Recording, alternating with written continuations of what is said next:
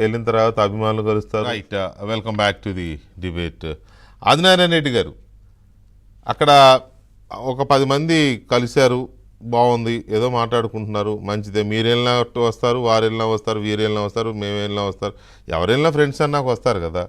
సరే, out of క్యూరియాసిటీనో లేకపోతే topic వచ్చింది కాబట్టో లేకపోతే కొంత కసిగా ఉన్నాయనో ఒక ఆయన అన్నాడు, ఏమని, ఈసారి కొంచెం ఫ్రీ హ్యాండ్ ఇవ్వాలి అధికారంలోకి వచ్చినాక. చంపుకోవడానికే చిన్నగా వచ్చింది అది, ఫ్రీ హ్యాండ్ ఇవ్వాలంటే దాన్ని ఈయన ఖండించాలి కదా, బాధ్యత గల పదవిలో ఉండి. ఖండించకుండా ఆ రకంగా ఇంకొంచెం రెచ్చగొట్టినట్టు, మనం అంటే ఉచ్చబోసుకున్నారు మొదటి సంవత్సరం అంతా, ఇట్లాంటి మాటలు మాట్లాడిన దాన్ని ఎలా తీసుకోవాలి? దీన్ని కోర్టులు కానీ సుమోటోగా తీసుకోవాల్సిన అవసరం లేదా?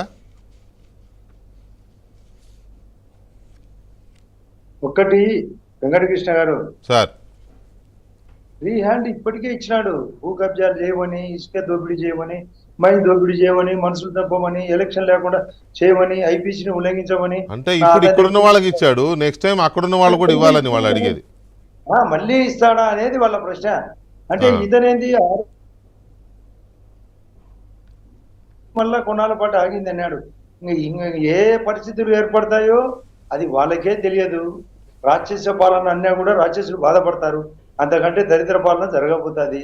కాబట్టి ప్రజలు గుర్తించి, అసలు ల్యాండ్ టైటిలింగ్ యాక్ట్ లోనే అతని కొన్నాగం అంతా బయటకు వచ్చింది కదా ఏం చేస్తాడని. అది ఫస్ట్ ఎఫెక్ట్ కొట్టింది ఇప్పుడు ఎలక్షన్లకు. ఉద్యోగస్తులను దెబ్బ కొట్టాడు, అసలు వాళ్ళు కనీసం స్ట్రైక్ చేసే హక్కు లేకుండా చేసినాడు. అంగన్వాడీలను దెబ్బ కొట్టాడు, ఆశా వర్కర్లను కొట్టాడు, ఉద్యోగస్తుల్లో కూడా కాంట్రాక్టులను దెబ్బ కొట్టాడు, రియల్ ఎస్టేట్ ను దెబ్బ కొట్టాడు, చేనేతలను కొట్టాడు, రైతులు కొట్టాడు. ఇంకా ఏంది, అందరికి అతను చేస్తూ అందరితో చేయించినాడు.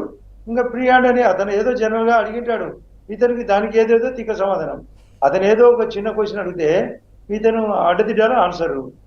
కారణము అతని దగ్గర మెప్పు పొందాలి కదా.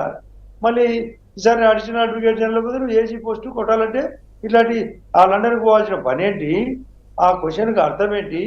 ఇతనే క్వశ్చన్ అడగమనేది, ఇతనే ఆన్సర్ ఇవ్వనేది, ఆ దరిద్రునికి ఒక నివేదిక పంపించేది, నాకు పోస్ట్ ఇవ్వనేది, నాకు ఏమన్నా ఆదాయం చూపించమనే దానికి ఆడి నాటకం చేస్తా.